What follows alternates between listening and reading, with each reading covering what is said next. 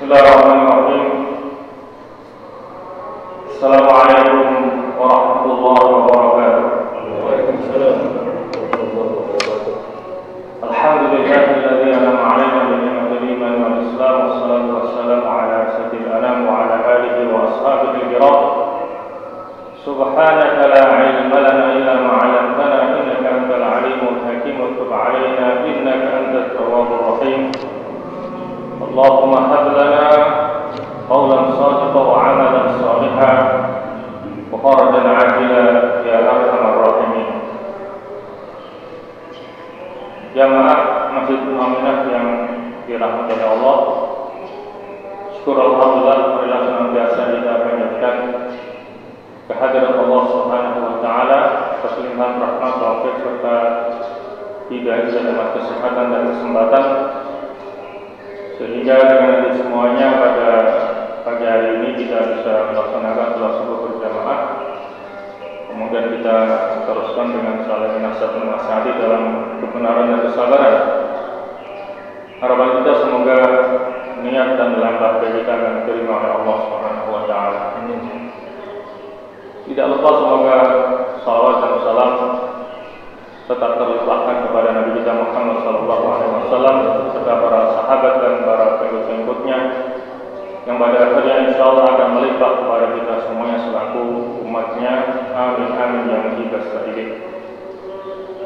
Jamaah sekalian yang dirahmati Allah, pada pagi ini saya menggantikan Ustaz Imdad yang kebetulan ada keperluan keluarga tidak bisa mengisi pada kesempatan pagi hari ini. Dan pada kesempatan ini kita akan meneruskan sekaligus menuntaskan pembahasan kita tentang tafsir surat Al-Asr, yang ini merupakan pertemuan yang ke-6 dan insyaallah yang terakhir dalam pembahasan tafsir surat Al-Asr. Pada pertemuan yang lalu sudah kita sampaikan bahwa golongan manusia keempat yang tidak akan merugi hidupnya adalah watawassaw bis-sabri, orang-orang yang mau saling nasihat menasihati untuk menetapi kesabaran. Juga sudah kita jelaskan bahwa kesabaran itu dituntut dalam 3 kondisi. Sabar ketika melaksanakan ketaatan kepada Allah, sabar ketika menjauhi larangan Allah, dan sabar ketika menghadapi takdir yang tidak kita kehendaki. Nah, berkait dengan masalah sabar ini, apa sebenarnya makna sabar itu? Kapan seseorang itu bisa dikatakan sabar ketika mendapatkan musibah? Hal ini dijelaskan dalam sebuah hadis Rasulullah SAW yang sumbernya dari sahabat Anas bin Malik. Beliau berkata, Nabi SAW bimra'atin. Nabi SAW melewati seorang wanita, tabki 'inda qabrin, yang sedang menangis di sisi kuburan. Faqala, maka Nabi berkata dalam arti menasehati wanita yang sedang menangis di kuburan itu, ittaqillaha wasbir, bertakwalah kamu kepada Allah dan bersabarlah. Qalat ilaika anni, wanita tadi mengatakan menjauhlah kamu dariku, fa innaka lam tusab bi musibati, karena sesungguhnya engkau tidak ditimpa musibah sebagaimana musibah yang menimpa diriku, walam ta'rifku, dan engkau juga tidak tahu musibahku itu apa. Barangkali dia seorang wanita yang mungkin ditimpa musibah dengan wafat suaminya, sehingga dia mendatangi kuburan suaminya dan menangis di sisi kuburan suaminya itu, barangkali karena tidak dijelaskan kenapa dia menangis di kuburan itu. Faqila laha, kemudian dikatakan kepada wanita itu, innahu Nabi sallallahu alaihi wasallam, sesungguhnya seseorang yang menasihati kamu itu adalah Nabi Muhammad sallallahu alaihi wasallam. Jadi dia tidak tahu ya kalau yang menasihati adalah Nabi.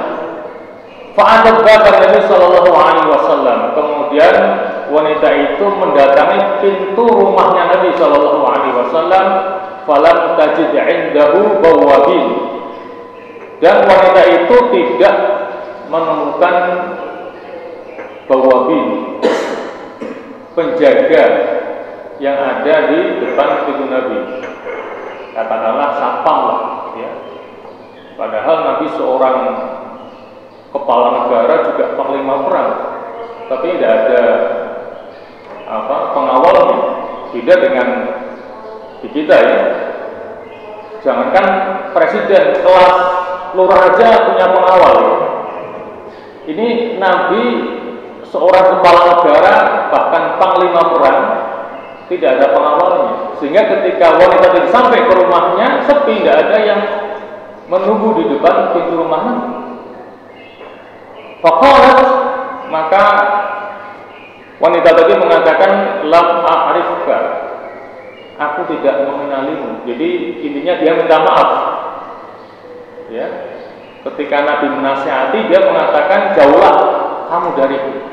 Faqalat, maka Nabi bersabda, innamas sabru 'inda sadmatil ula, sesungguhnya yang dinamakan sabar itu ketika pada awal musibah atau pada hantaman yang pertama, itulah yang dinamakan sabar.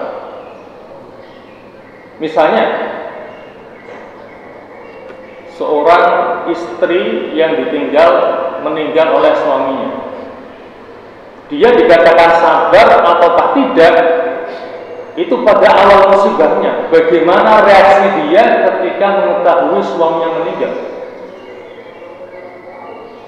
Kalau dia marah, kemudian sambat-sambat atau meratapi kematian suaminya,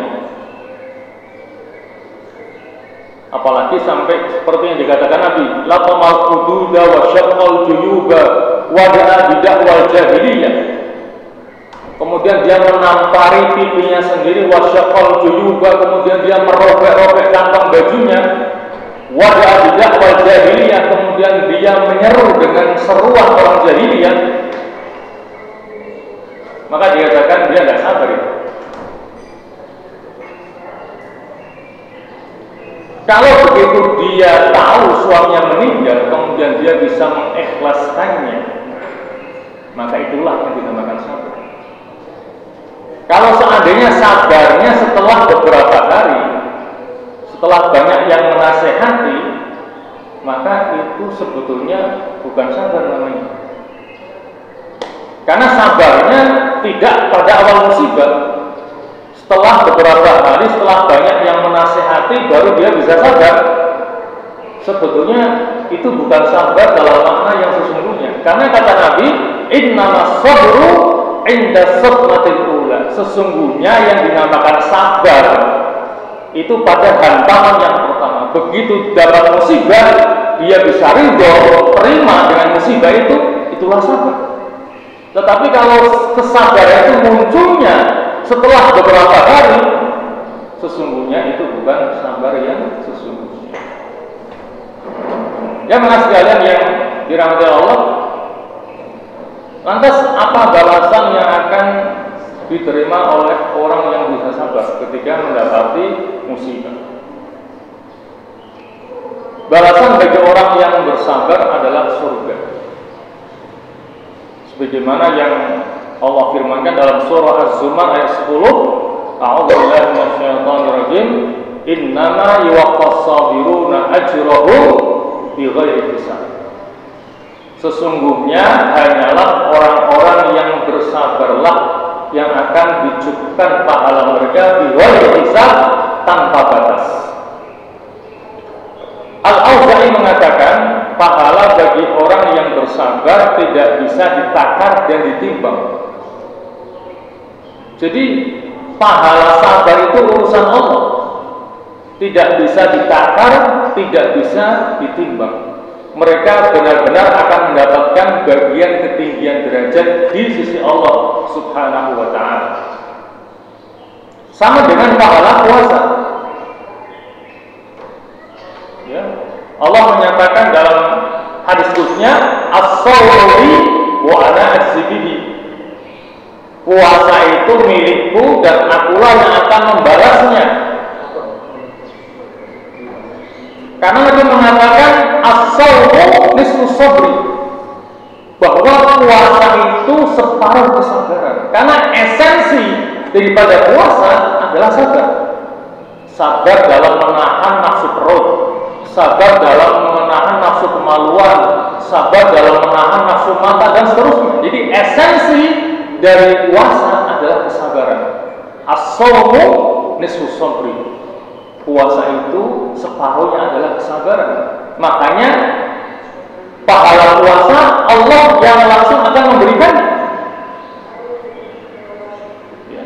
Makanya di sini orang yang sabar, pahalanya itu tidak bisa ditakar dan tidak bisa ditimbang. Maka ini menunjukkan bahwa balasan orang yang bersabar itu adalah surga. Karena Allah menyatakan dalam hadis khususnya apa? A'adatu li'ibadiyas shalihin ma la 'ainun ra'at wa la udhunun sami'at wa la khatara 'ala qalbi bashar. Aku telah siapkan untuk hamba-hambaku yang soleh kenikmatan yang tidak bisa dilihat oleh mata, atau kenikmatan yang belum pernah dilihat oleh mata, belum pernah didengar oleh telinga, dan belum pernah terlintas dalam alam pikiran manusia. Itulah surga. Jadi sekarang ini kita belum bisa menakar atau menimbang-nimbang bagaimana hakikat kenikmatan surga. Ya, karena semuanya itu masih dirahasiakan oleh Allah Subhanahu wa ta'ala. Jadi balasan yang tidak bisa ditakar dan tidak bisa ditimbang itu menunjukkan bahwa balasan orang yang sabar adalah surga. Ini sama dengan yang dikatakan oleh As-Suddi. Beliau mengatakan balasan orang yang bersabar adalah surga. Kemudian ada sebuah hadis yang muttafaqun alaih menyebutkan an Atha ibn Abi Rabah, ya. Dari Atha ibn Abi Rabah qala, dia berkata, qala li Ibnu Abbas. Ibnu Abbas telah berkata kepadaku, ala urika imra'atan min ahlil jannah. Maukah aku tunjukkan kepada kamu seorang wanita di antara penghuni surga? Faqultu bala, maka aku atau mengatakan bala, ya aku mau. Qala hadhil mar'atus sauda. Nabi mengatakan, Ibnu Abbas mengatakan, inilah perempuan yang berkulit hitam. Ataupun Nabi sallallahu alaihi wasallam, wanita yang berkulit hitam itu mendatangi Nabi sallallahu alaihi wasallam. Kemudian dia berkata, inni usrah, sesungguhnya aku ini ditimpa penyakit ayan. epilepsi. Wa inni atadasyaq, dan sesungguhnya aku ketika penyakit ayan kumat, maka auratku tersingkap. Karena biasanya orang ayan kalau kumat dia akan menggelampar ya di tanah, bahkan sampai berguling-guling. Maka otomatis karena dia perempuan, maka bajunya akan tersingkap sehingga auratnya kelihatan. Faqullahi, maka doakanlah kepada Allah untukku. Maksudnya apa? Dia minta agar ketika ayahnya kumat tidak sampai kelihatan auratnya. Qala, maka Nabi berkata kepada wanita itu, in syi'ti sabirti walakil jannah. Jika kamu mau, bersabarlah, maka balasanmu adalah surga. Wa in syi'ti da'autullaha an yu'afiyaka, dan jika kamu mau, aku akan berdoa kepada Allah agar menyembuhkanmu. Jadi Nabi memberikan dua pilihan. Kamu pilih mana? Bersabar dengan penyakit ayahmu dan balasanmu surga, atau kamu minta aku doakan kepada Allah agar Allah menyembuhkanmu. Faqalat asbir. Ternyata wanita itu milih bersabar dengan penyakit ayahnya itu, karena tahu balasannya adalah surga. Kalau dia bisa bersabar dengan penyakit ayahnya, Allah akan berikan surga kepadanya. Faqalat inni atakasyaf. Kemudian wanita itu mengatakan, sesungguhnya aku ketika kumat ayahku, maka auratku akan tersingkap. Faqullaha alla atakasyaf. Maka tolong wahai Nabi, doakan kepada Allah agar ketika ayahku kumat, auratku tidak tersingkap. Itu yang dia minta. Tidak apa-apa saya penyakit ayah. Yang penting ketika ayahku kumat, auratku tidak kelihatan. Pada alaha, maka Nabi mendoakannya. Subhanallah, ya. Dia lebih memilih bersabar dengan penyakit ayahnya daripada diberikan kesembuhan karena doa Nabi. Karena dia tahu kalau dia sabar, maka balasannya adalah surga. Ya teman sekalian yang dirahmati Allah, sabar itu hukumnya wajib dan ridho itu hukumnya sunnah. Jadi seseorang itu ketika ditimpa musibah wajib bersabar. Tetapi ridho dengan musibah itu tidak wajib, hukumnya sunnah. Karena tidak semua orang bisa ridho. Jadi ridho itu tingkatannya di atas sabar. Jadi sabar itu hukumnya wajib. Kalau ridho dengan musibah yang menimpanya itu hukumnya sunnah. Artinya kalau dia belum bisa ridho, dia tidak berdosa. Maka dikatakan di sini hukum sabar itu wajib. Jika seseorang tidak bersabar, maka ia berdosa dan mendapatkan hukuman dari Allah. Adapun ridho adalah tingkatan yang lebih tinggi daripada sabar. Ridho adalah tingkatan yang dilakukan oleh as-sabiqina bil khairat, artinya orang-orang yang bersegera melakukan kebajikan. Hukum ridho adalah sunnah dan bukanlah wajib. Jika seseorang muslim tidak sampai ke derajat ridho, maka tidaklah dia berdosa. Jadi yang wajib adalah sabarnya itu. Kalau ternyata dia belum bisa sampai kepada tingkatan ridho, maka dia tidak berdosa. Kemudian tingkatan orang dalam menghadapi musibah itu ada 4. Yang pertama, orang ketika ditimpa musibah maka dia mengeluh kepada semua makhluk. Misalnya dia ditimpa musibah, kehilangan uang misalnya, setengah juta. Semua orang yang ditemui akan dia ceritain, saya telah kehilangan uang 500.000. Tujuannya agar dia mendapatkan belas kasihan. Jadi dia berkeluh kesahnya kepada semua orang, bukan kepada Allah. Dan itu merupakan tingkatan yang paling rendah. Ya. Jadi curhatnya atas musibah yang menimpa dirinya kepada manusia, bukan kepada Allah Subhanahu wa Ta'ala. Kemudian tingkatan yang kedua adalah bersabar, ya. Dan ini hukumnya adalah wajib. Artinya ketika ditimpa musibah, dia tidak marah-marah, dia tidak mencari kambing hitam, dia tidak menyalahkan Allah dengan takdirnya. Dan tingkatan yang ketiga adalah ridho. Ini tingkatan yang lebih tinggi daripada sabar. Dan tingkatan yang paling tinggi adalah bersyukur.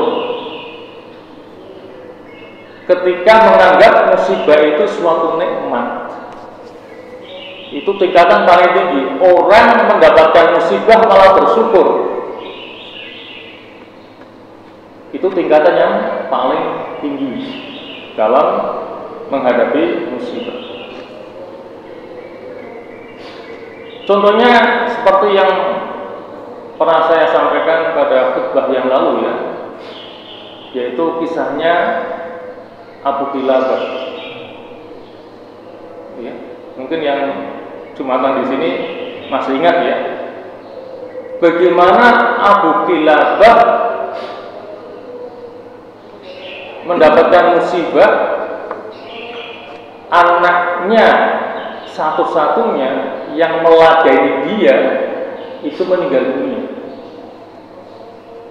Padahal dia dalam kondisi masih membutuhkan anaknya, karena dia dalam kondisi kedua tangan dan kakinya lumpuh, pendengarannya sudah lemah, dan kedua matanya buta. Bayangkan bagaimana orang dengan kondisi yang seperti itu pasti butuh bantuan, kan? Kedua tangan kakinya lumpuh, pendengarnya berkurang, kedua matanya buta. Dalam kondisi yang seperti itu dia ditimpa musibah, anaknya yang selama ini meladeninya meninggal dunia dalam kondisi yang tragis karena dimangsa oleh binatang buas. Ketika dia dikabari anaknya meninggal dunia, apa yang dia katakan? Dia malah mengatakan alhamdulillah, ya. Mendengar anaknya satu-satunya meninggal dunia yang masih dia butuhkan untuk meladeninya, dia malah mengatakan alhamdulillah, segala puji bagi Allah yang telah mewafatkan anakku di usia muda, yang jika seandainya ia tumbuh dewasa dan banyak berbuat maksiat, maka Allah akan mengazabnya dengan api neraka. Bayangkan. Kemudian dia menghela nafas panjang-panjang, dan pada waktu itulah Allah mencabut nyawanya. Inna lillahi wa inna ilaihi raji'un. Itu contoh tingkatan yang paling tinggi ketika menghadapi musibah. Dia menganggap musibah itu sebagai nikmat, sehingga ketika ditimpa musibah dia mengatakan alhamdulillah, segala puji bagi Allah. Jamaah sekalian yang dirahmati Allah, lantas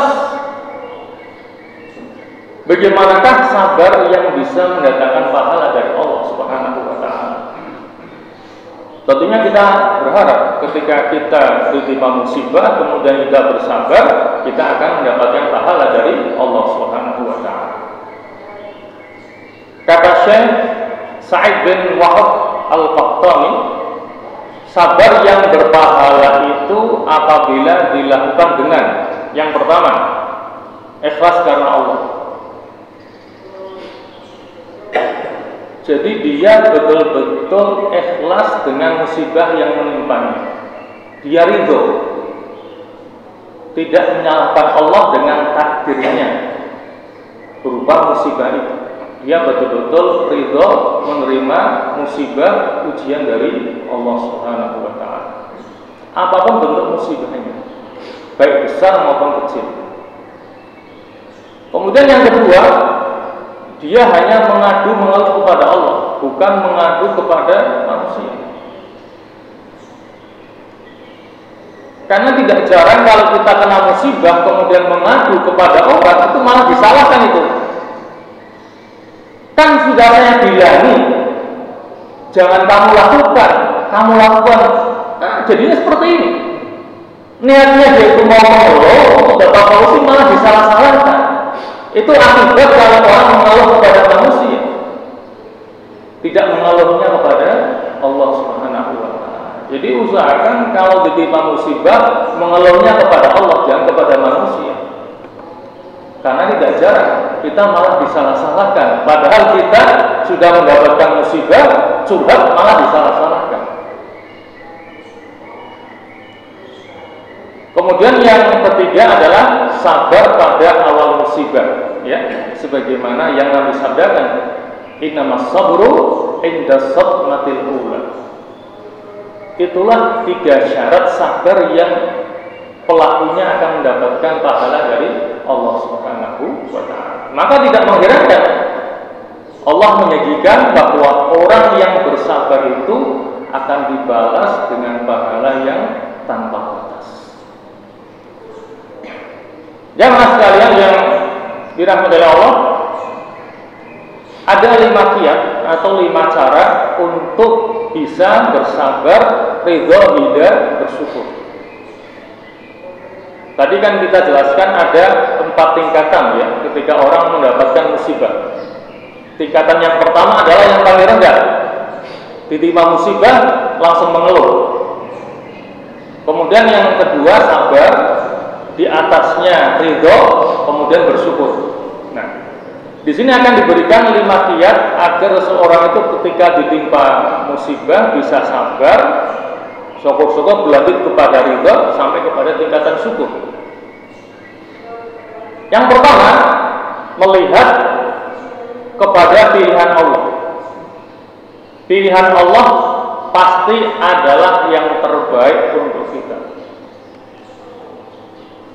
Jadi kalau kita ditimpa musibah, yakinilah bahwa itu musibah pilihan Allah untuk kita. Dan kita harus yakin bahwa pilihan Allah itulah yang terbaik buat kita. Makanya ada satu ungkapan yang mengatakan al-khairu khairatullah. Yang terbaik itu adalah pilihan Allah, bukan pilihan kita.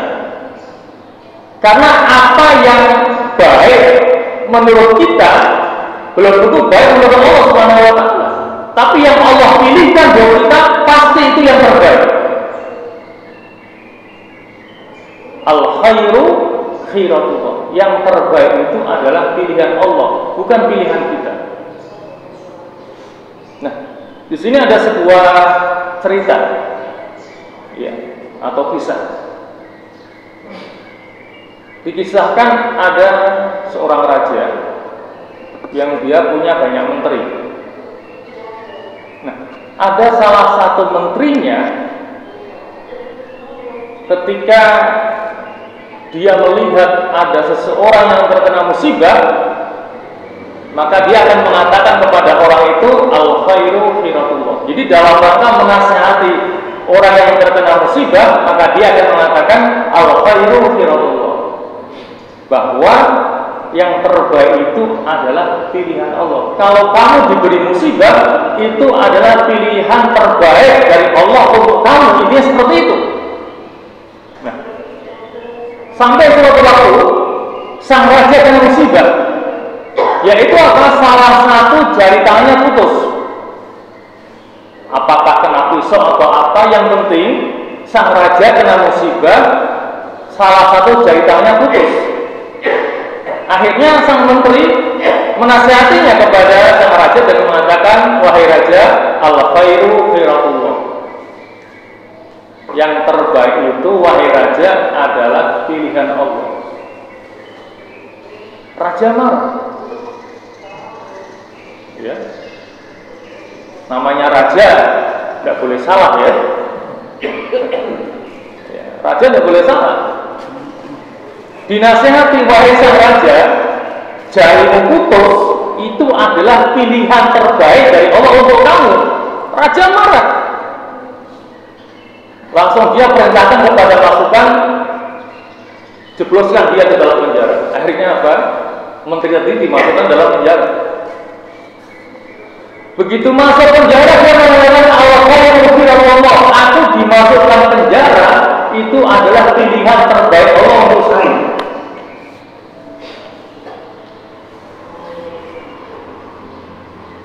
Setelah masuk penjara, selang beberapa hari sang raja ingin berburu. Akhirnya dia mengajak beberapa menterinya yang lain dan pasukannya untuk dampingi dia berburu ke tengah hutan.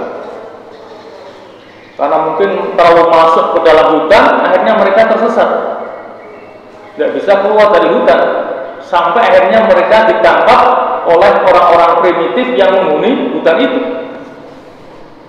Dan mereka punya kebiasaan mempersembahkan orang untuk dewa yang jadi sembahannya. Akhirnya apa?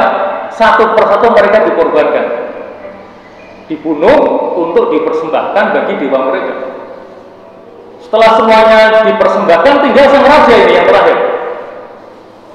Begitu mau dibunuh, mau dipersembahkan untuk dewanya, ternyata kepala suku itu melihat bahwa salah satu jari tangan raja ini putus. Maka dia menganggap ini orang cacat, tidak pantas dipersembahkan untuk dewa kita. Akhirnya apa? Dia dilepaskan. Jadi dianggapnya orang ini punya cacat ini, karena salah satu jarinya putus, tidak layak untuk dipersembahkan bagi dewa mereka. Akhirnya dilepaskan. Akhirnya dengan perasaan gembira sang raja berusaha mencari jalan keluar, bisa keluar dari hutan dan kembali ke istananya. Sampai di istana, kemudian dia menemui menterinya yang di penjara itu, dan dia mengatakan benar yang kamu katakan, bahwa yang terbaik itu adalah pilihan Allah. Buktinya apa? Allah kasih musibah saya dengan putusnya jari saya.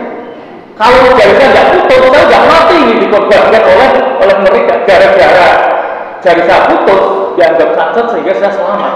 Tidak, jadi dikorbankan untuk dewa mereka. Kemudian saya bertanya kepada Anda, mengapa ketika aku jeblosin kamu dalam penjara, kamu mengatakan al-khairatullah, bahwa yang terbaik itu adalah pilihan Allah. Kemudian sang menteri mengatakan begini, wahai raja, seandainya engkau tidak jebloskan aku ke dalam penjara, waktu berburu Anda akan ajak saya ikut berburu, maka saya termasuk orang yang dikorbankan untuk dewa mereka. Jadi gara-gara saya masuk penjara, saya tidak diajak untuk berburu. Seandainya aku diajak, aku sudah mati, dikorbankan untuk persembahan dewa mereka. Maka saya mengatakan bahwa al-khairu khairatullah. Ini sebuah kisah, benar atau salahnya wallahu a'lam. Tapi sekedar untuk menjelaskan kepada kita semuanya bahwa yang terbaik itu adalah pilihan Allah, bukan pilihan kita. Maka jangan sampai kita menyalahkan Allah dengan takdirnya yang mungkin tidak atau kurang kita sukai. Jadi kiat pertama itu senantiasa melihat bahwa musibah itu adalah pilihan Allah, dan pilihan Allah itu adalah yang terbaik buat kita. Dalam sebuah hadisnya Rasulullah bersabda, "Ajaban li amril mu'min." Ya, sungguh menakjubkan urusan orang yang beriman itu. Inna amrahu kullahu khair. Bahwa semua urusannya itu mengandung kebaikan baginya. Walaysa dzaka li ahadin illa lil mu'min. Dan itu tidak akan didapatkan kecuali oleh orang yang beriman saja. In asabahu sarra syakar fakana khairan lah. Apabila dia mendapatkan kesenangan, dia bersyukur, maka syukur itu baik baginya. Wa in asabahu dharra sabar fakana khairan lah. Apabila dia mendapatkan kesusahan, dia bersabar, maka sabar itu baik baginya.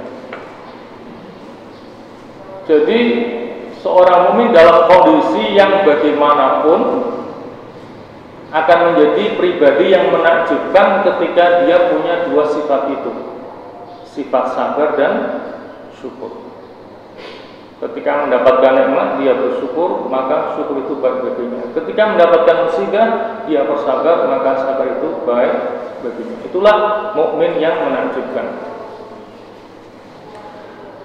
Kemudian yang kedua, mengingat bahwa dengan adanya musibah akan menghapuskan dosa.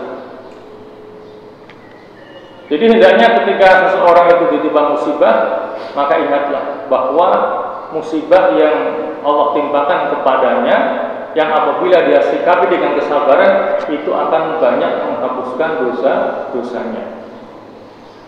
Banyak hadis yang menjelaskannya, diantaranya sabda Rasulullah SAW, "Ma yazalul bala'u bil mu'mini wal mu'minati."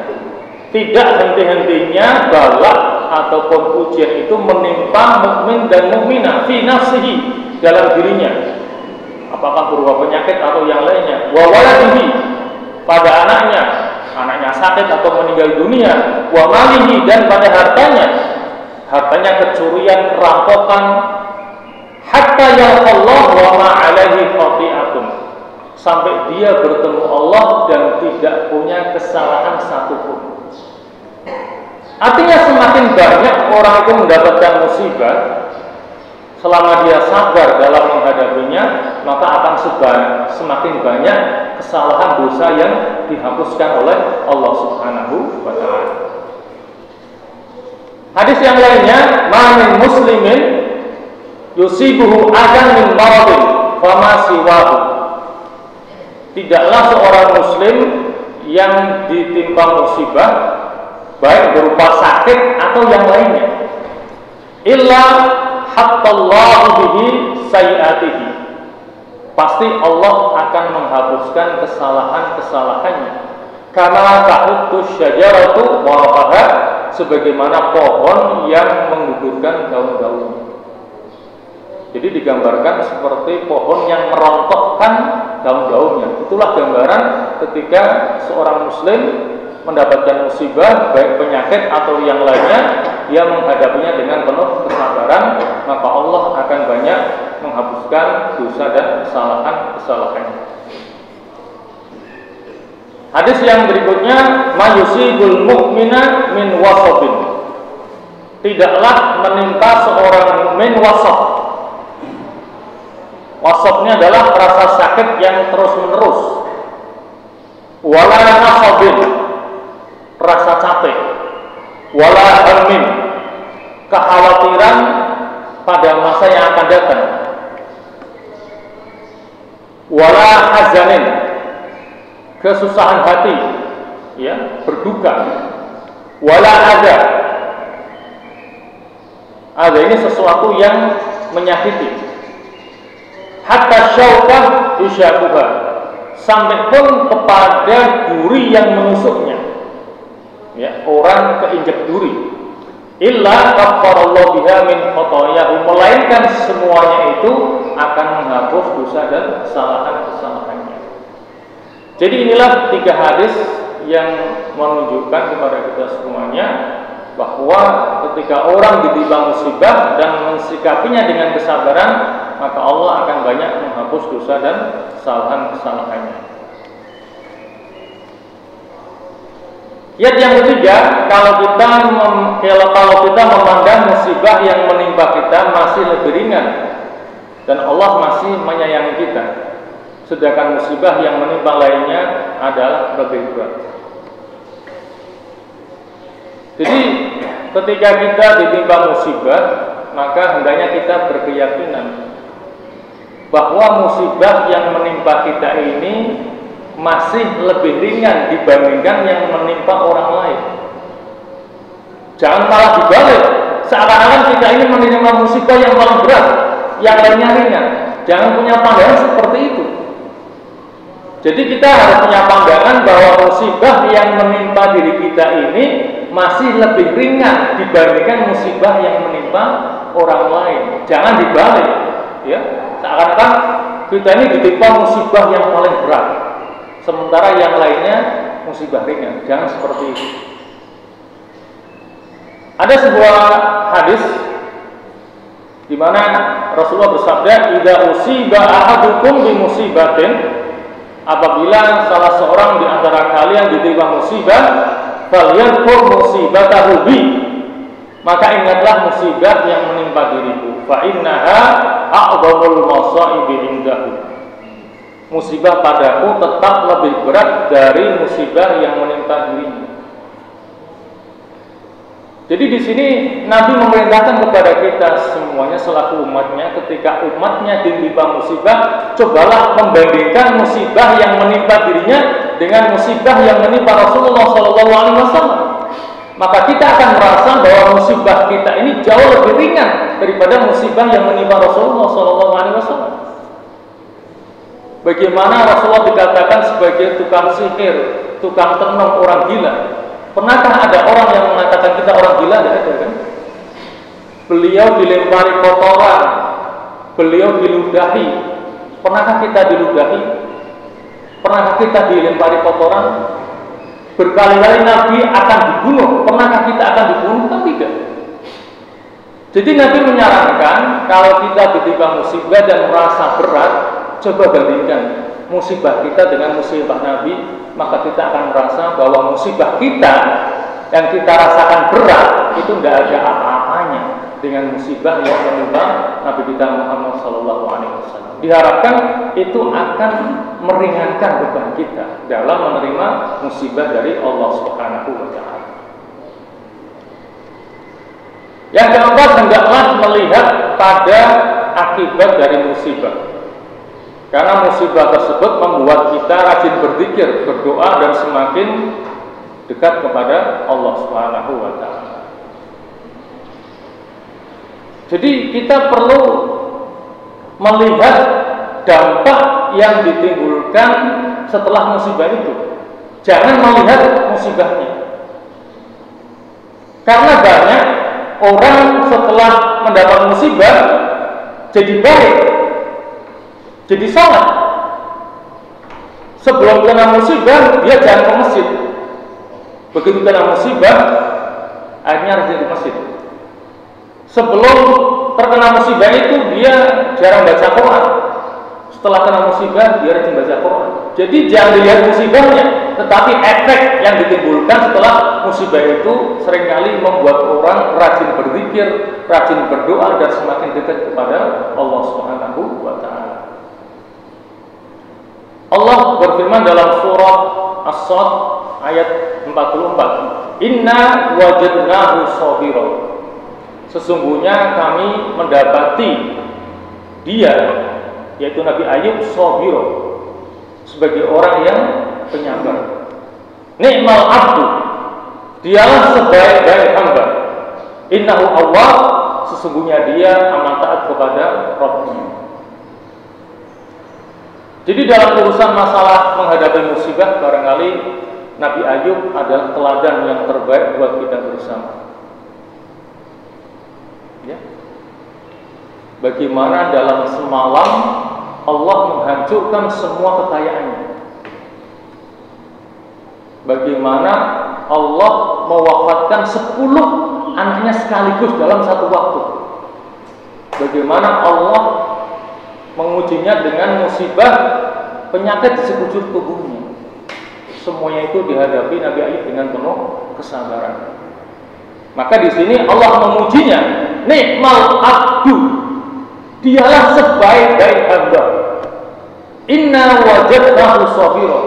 Sesungguhnya kami mendapati Ayub sabira, sebagai seorang yang penyabar. Ya. Innahu awwab. Sesungguhnya dia orang yang amat taat kepada Allah Subhanahu wa Ta'ala. Kemudian yang terakhir, yang kelima, mengingat pada balasan sabar dan ridho begitu besar.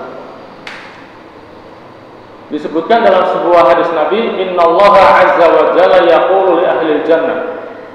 Sesungguhnya Allah azza wa jalla berkata kepada penghuni surga, Ya ahlal jannah, wahai penghuni surga. Fayaquluna, maka mereka menjawab, Labbaika rabbana wa sa'daik. Ya, kami memenuhi panggilanmu, kami menaatimu. Fayaqul, maka Allah berkata, Hal raditum, apakah kalian ridho? Fayaquluna, maka penghuni surga mengatakan, Wa ma lana la narda. Mengapa pula kami tidak ridho? Ya Rabbana, wahai Tuhan kami. wa qad a'taitana ma lam tu'ti ahadan min khalqika. Sungguh Engkau ya Allah telah memberikan kepada kami apa yang tidak Engkau berikan kepada seseorang pun dari makhlukmu. Fayaqulu, maka Allah mengatakan, ala u'tikum afdhala min dzalika. Maukah aku berikan kepadamu yang lebih utama dari itu, yang lebih afdal dari itu? Fayaquluna, maka mereka mengatakan, wa ayyu syai'in afdal min dzalika. Dan apakah itu yang lebih utama dari hal itu? Fayaqulu, uhillu alaikum ridwani fala asqatu alaikum ba'dahu abadan. Kata Allah, aku telah menurunkan kepada kalian keridhaanku, maka aku tidak akan marah kepada kalian setelah ini untuk selama-lamanya. Dan inilah yang kita cari, kita mendapatkan ridho dari Allah Subhanahu wa ta'ala. Jadi kita harus ingat akan besarnya pahala, sabar, dan ridho, bahkan kalau bisa bersyukur atas musibah yang menimpa kita. Jamaah sekalian yang dirahmati Allah,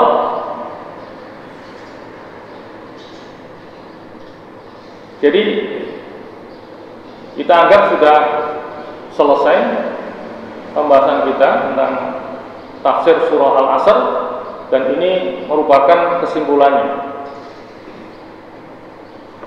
Surah Al-Asr menjelaskan mereka-mereka yang merugi kecuali 4 orang.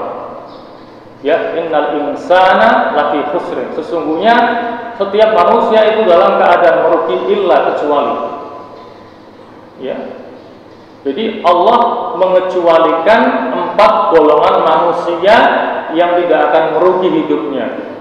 Illal ladzina amanu, yaitu orang-orang yang beriman, wa amilus shalihat, ya, orang-orang yang beramal saleh. Kemudian wa tawassaw bil haq, orang yang mau terlibat dalam kegiatan dakwah sesuai dengan kemampuannya masing-masing. Wa tawassaw bis sabr, dan orang yang mau bersabar atau menetapi kesabaran. Itulah 4 golongan manusia yang tidak akan merugi dalam hidupnya. Kesimpulan dari surah Al-Asr adalah orang kafir itu benar-benar merugi. Ya. Sebagaimana yang Allah tegaskan dalam surah Az-Zumar ayat 65, la in asyrakta la yahbatanna 'amaluka wa la takunanna minal khasirin. Lain asyrakta, jika kamu menyekutukan Allah, la yahbatanna 'amaluka, maka sungguh amalmu akan hancur. Wala takunanna minal khasirin, dan sungguh kamu akan termasuk di antara orang-orang yang merugi. Ini menunjukkan bahwa orang kafir, orang yang tidak beriman adalah orang-orang yang merugi. Kemudian orang yang meninggalkan amal juga benar-benar merugi. Ya. Dalam surah Al-Mu'minun ayat 103 Allah berfirman, "Wa man khaffat mawazinuhu fa ulaika alladziina khasiru anfusahum fi jahannam khalidun."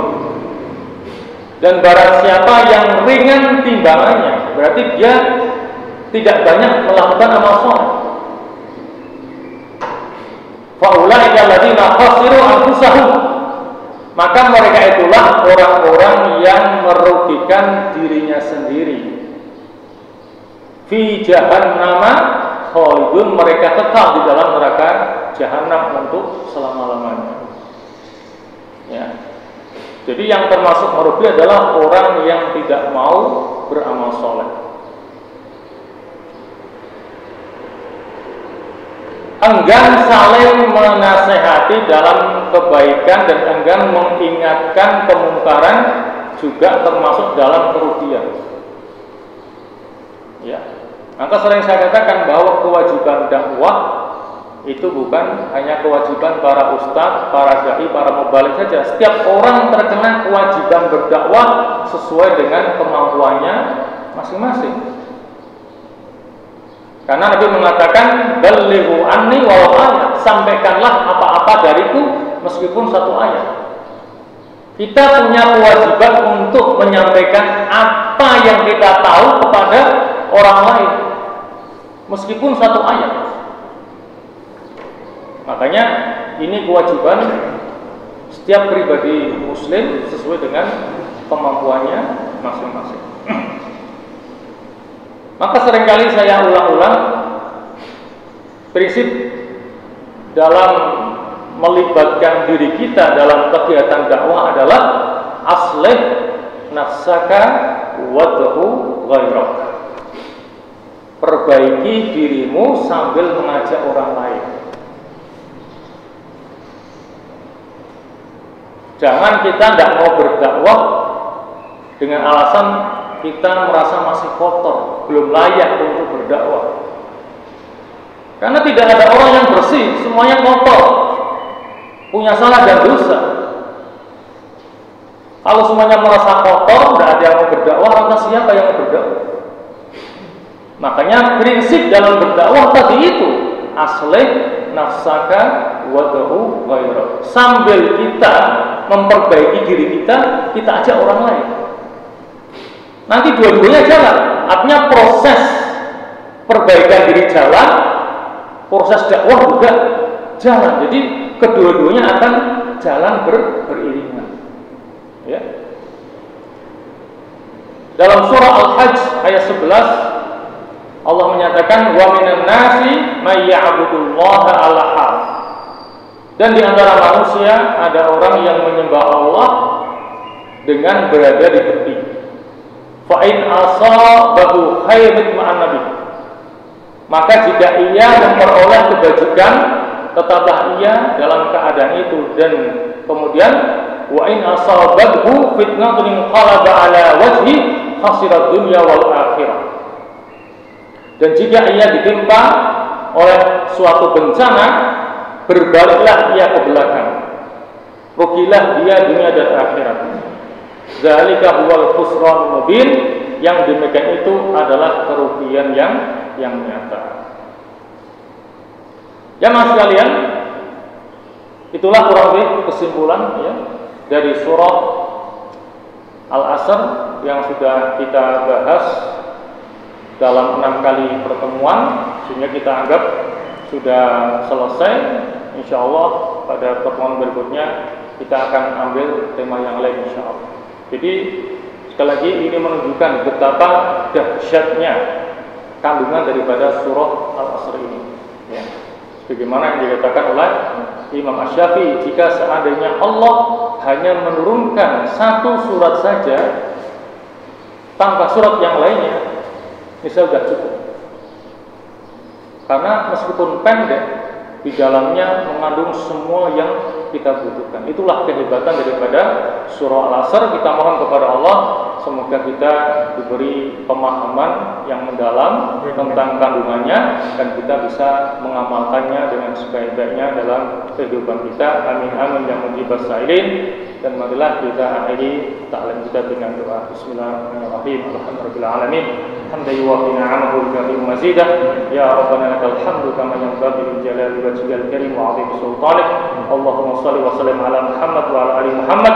Allahumma la tad'a lana fi maqamina hadha dhanban illa ghafarta wa la hamman illa farajta wa la karban illa nafasta wa la maridan illa shafaita wa la daynan illa qadaita wa la mu'asiran illa yassarta wa la dhalan illa hadaita wa la ghaiban illa radadta wa la hajatan min hawaij dunya hiya la ridha wa lana fiha salah illa antana ala qada'iha wa yassarta lana bi rahmatika ya arhamar rahimin. Allahumma ja'al ijtima'ana hadha ijtima'an marhuma waj'al tafarruqana ba'dahu tafarruqan ma'suma wa la taj'al fina wa la ma'ana syaqiyan wa la mahruma.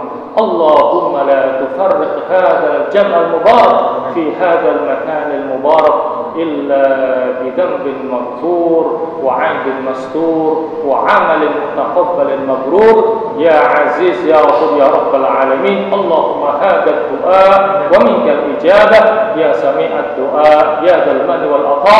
Wa sallallahu ala Muhammadin wa alihi wa sahbihi wa sallam. Alhamdulillahi rabbil alamin. Wassalamu alaikum warahmatullahi wabarakatuh. Waalaikumsalam warahmatullahi wabarakatuh.